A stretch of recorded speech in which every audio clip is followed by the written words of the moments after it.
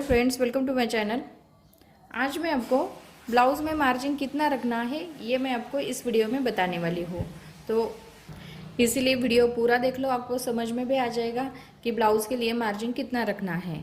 अब देखिए, जब हम ब्लाउज़ के लिए मार्जिन रखते हैं, मार्जिन यानी कि जो हमारा एक्स्ट्रा मार्जिन होता है, ये जो हम एक्स्ट्रा पट्टी रखते हैं वो कितनी रखनी है ये समझ में नहीं आता है। तो यहाँ पे हम इसे एक्स्ट्रा मार्जिन कहते हैं। तो ये कैसे रखना है, कितना रखना है, ये मैं आपको इस वीडियो में बताने वाली हूँ। तो देखिए, जब भी हम ब्लाउज़ की कटिंग करते हैं, ब्लाउज़ की कटिंग करने के बाद क्या हो जाता है, जो हेवी साड़ी होती है तो इससे क्या हो जाता है, जब हम मार्जिन कम रखते हैं, मार्जिन कम रखने के कारण क्या हो जाता है, हमारा ब्लाउज़ कम पड़ गया या छोटा हो गया या बहुत दिन हमारा जो पहनते नहीं है, जो हेवी साड़ी होती है वो ज़्यादातर पहनते नहीं है, कोई फंक्शन में ही वो साड़ी हम पहनते हैं। तो बड़े बड़े वो ब्लाउज जो है, जैसे हमारा ये थोड़ा कम ज़्यादा हो जाता है। तो इसीलिए आपको क्या करना है, मार्जिन कितना रखना है, तो ये मैं आपको इस वीडियो में बताने वाली हूँ।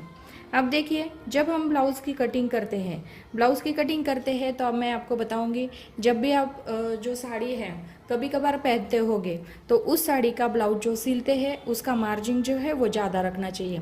इससे क्या हो जाता है, ज़्यादातर हमें साड़ी का जो ब्लाउज़ होता है वो तो हमें नहीं मिलता है बाद में, तो हमें क्या करना पड़ता है, उसके लिए अलग कलर का ब्लाउज़ लेना पड़ता है। तो फिर हमारी साड़ी जो है, साड़ी की फिनिशिंग ख़राब हो जाती है। इसीलिए आपको इसका ध्यान रखना है, कभी भी आपको इसका मार्जिन रखना है। तो हेवी साड़ी होगी, ज़्यादातर आप पहनते नहीं होंगे, तो उसका जो मार्जिन होता है वो 2 इंच का रखो, ताकि अंदर के साइड में 2 इंच मार्जिन रखेंगे। यहाँ पे आपके सिलाई जब आप छोटा ब्लाउज़ हो जाएगा तो आप खोल भी सकते हैं, और यहाँ पे इस साइड में आप सीधी सिलाई भी लगा सकते हैं।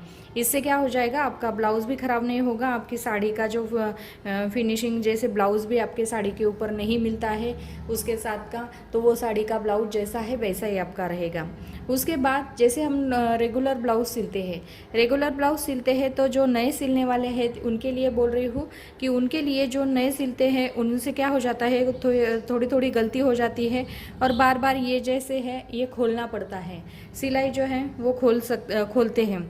जैसे ये गलत आ गया, सिलाई ठीक से नहीं आई, तो कपड़ा भी हमें क्या करना पड़ता है, जब हम सीखते हैं तो कपड़ा भी हल्का ले लेते हैं।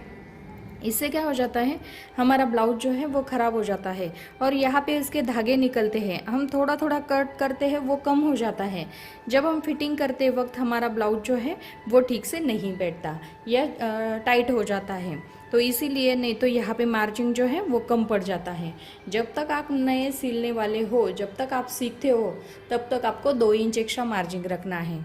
उसके बाद जब हम रेगुलर सिलते हैं, जो भी लेडीज़ रेगुलर सिलती हैं, तो जैसे हाथ से वो निकल जाता है, कपड़ा ज़्यादा हाथ से निकल जाता है, फिटिंग एकदम परफेक्ट आ जाती है, ज़्यादातर हमें खोलना नहीं पड़ता है, तब आपको 1.5 इंच लेंगे तो भी चल जाता है। फिर भी आप कपड़े के हिसाब से आपको एक्स्ट्रा मार्जिन रखना पड़ता है। जैसे हमारे पास कपड़ा है ज़्यादा तो हम एक्स्ट्रा ज़्यादा मार्जिन है वो रख सकते हैं, और कम होगा, कपड़ा कम होगा तो हम कम मार्जिन रखते हैं।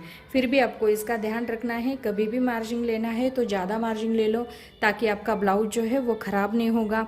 और जितना आप मार्जिन ज़्यादा मार्जिन, यानी कि ऐसा नहीं है कि 3-4 इंच हम कपड़ा ज़्यादा है तो हम 3 इंच 4 इंच मार्जिन लेते हैं, उससे भी आपका ब्लाउज़ ख़राब दिखता है। इतना भी मार्जिन नहीं चाहिए। यहाँ पे आपको जितना आपका आता है उसने, जैसे चेस्ट का 1/4 आता है उसमें आपको 2 इंच एक्स्ट्रा लेना है। 2 इंच मार्जिन बहुत ज़्यादा हो जाता है। इससे जैसे नए सिलने वाले होते हैं उनके लिए ये 2 इंच होता है, ये खोलते हैं या सिलते हैं, ठीक से सिलाई नहीं आती है, इसीलिए उनके लिए ज़्यादा लेना बताया है।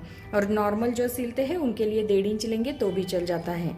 जैसे हम चेस्ट में 1.5 इंच लेते हैं तो यहाँ पे हमें कमर में भी 1.5 इंच लेना पड़ता है। कमर में 1.5 इंच लेने के बाद यहाँ पे तो हम आर्मोल के हिसाब से यहाँ पे स्लीव्स लेते हैं, तो यहाँ पे हमारी स्लीव जो है वो अपने आप बैठ जाती है। तो यहाँ पे मैंने बहुत ही सिंपल तरीके से आपको ब्लाउज़ का मार्जिन जो है कैसे लेना है और कितना लेना है ये मैंने आपको इस वीडियो में बताया है। तो वीडियो पसंद आया होगा तो प्लीज़ लाइक करें, शेयर करें और हमारे चैनल को सब्सक्राइब करें।